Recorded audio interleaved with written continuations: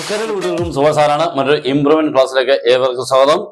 നമ്മുടെ കഴിഞ്ഞ വർഷത്തെ എക്സാമിന് വന്ന ഒരു ക്വസ്റ്റ്യൻ ടൈപ്പ് ആണിത്. നമ്മുടെ GPയിലെ വിച്ച് ടൈം എന്ന് തുടങ്ങുന്നത്. ഞാൻ നേരത്തെ തന്നെ ഇതിന്റെ ഒരു ക്വസ്റ്റ്യൻ ഇട്ടിരുന്നു. മീൻസ് കഴിഞ്ഞ വർഷം വന്ന ക്വസ്റ്റ്യൻ തന്നെ ഇതൊരു മറ്റൊരെണ്ണമാണ്. ഈ വർഷം ഉറപ്പായിട്ടും പ്രതീക്ഷിക്കാവുന്ന ഒരു ക്വസ്റ്റ്യൻ ആണ് കേട്ടോ. അപ്പൊ ഇവനെയൊക്കെ നിങ്ങൾ ചെയ്തു പഠിക്കണം.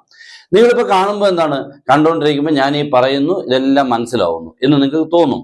പക്ഷെ നിങ്ങൾക്ക് തന്നെ ചെയ്യാൻ പറ്റുമോ എന്നുള്ളത് ഉറപ്പായിട്ടും ചെയ്തു നോക്കണം. അപ്പോഴേ നമുക്ക് അറിയത്തുള്ളൂ കുഴപ്പങ്ങളെല്ലാം.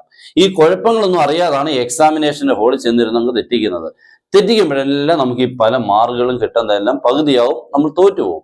അതുകൊണ്ട് ഉറപ്പായിട്ട് നിങ്ങൾ ഇപ്പൊ ഒരു ക്വസ്റ്റനെങ്കിൽ അത്രയും നന്നായിട്ട് പഠിച്ച് വൃത്തിയായിട്ട് എഴുതി പഠിച്ച് എക്സാമിന് എത്തുമ്പോൾ കൃത്യമായിട്ട് എഴുതാനുള്ള കഴിവാകണം. ഓക്കെ, അല്ല നിങ്ങൾ ഒരിക്കലും ഇനിയും റിസ്ക് എടുക്കരുത്. സ്റ്റാർട്ട് ചെയ്യാം. ക്വസ്റ്റ്യൻ നോക്കിക്കേ.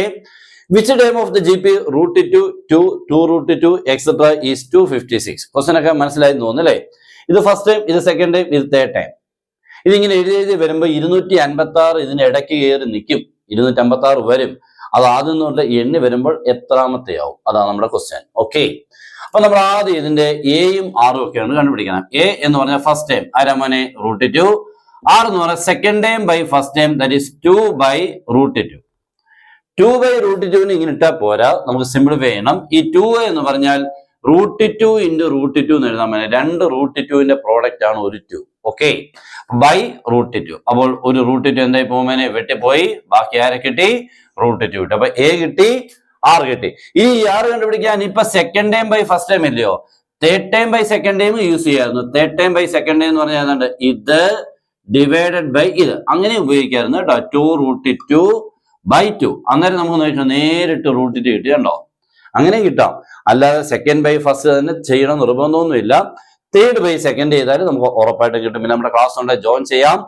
ഏത് സബ്ജക്റ്റ് നിങ്ങൾക്ക് ഇമ്പ്രൂവ് ചെയ്യാൻ വേണ്ടുന്ന അടിപൊളിയായിട്ടുള്ള ക്ലാസ്, അതിനോടൊപ്പം തന്നെ നോട്ട്സ്, പിന്നെ നമുക്കൊരു ഇക്വേഷൻ ബുക്ക്ലെറ്റ്, പിന്നെ ഒരു ക്വസ്റ്റ്യൻ പാക്കേജ് എല്ലാം തന്നുള്ള ക്ലാസ് കിട്ടും.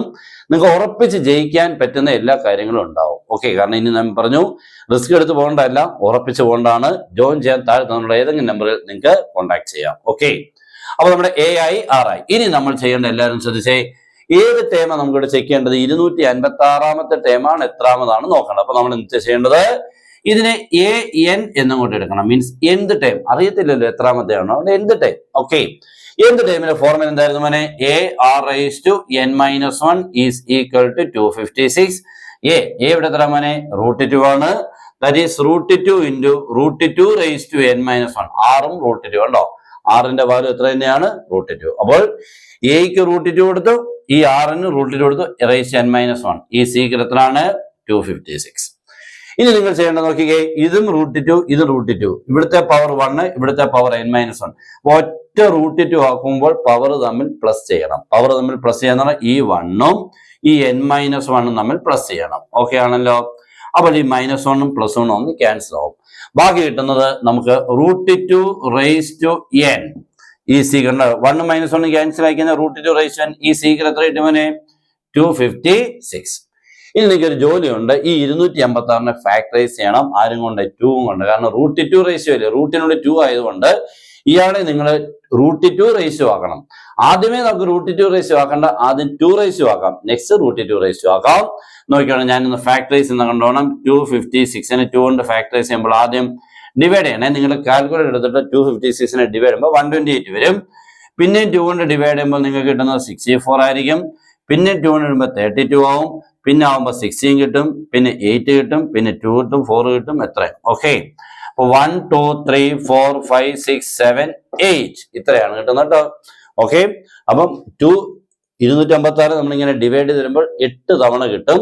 That is root 2⁻n is equal to 2⁸.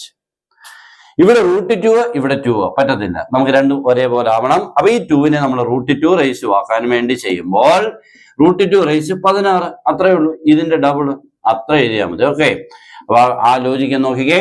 2 കിടക്കുന്നതിനെ root 2 എഴുതുമ്പോൾ 2ന്റെ പവർ കിടക്കുന്നതിന്റെ ഡബിൾ എഴുതണം. ഓക്കെ, ഇപ്പൊ കണ്ടോ, റൂട്ട് 2⁻, ഇതും റൂട്ട് 2⁻. ഓക്കെ, അപ്പൊ പവർ ഈക്വേറ്റ് ചെയ്യുമ്പോൾ n = 16. ദാറ്റ്സ് ഓൾ, തീർന്നു. ഓക്കെ, അപ്പൊ എന്താ മീനിങ്?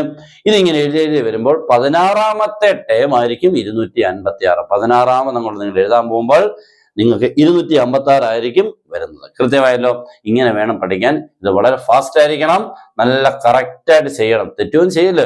ഇതിനൊക്കെ ഒരു സമയമുണ്ട്, നിശ്ചിത സമയമുണ്ട്, അതിനുള്ളിൽ ചെയ്ത് തീർക്കണം. കാരണം മറ്റുള്ള ചോദ്യങ്ങളൊക്കെ വായിച്ച് ചെയ്യണ്ടായോ? ഓക്കെ, ഇഷ്ടപ്പെട്ട മാക്സിമം ഷെയർ ചെയ്യുക. Good bye.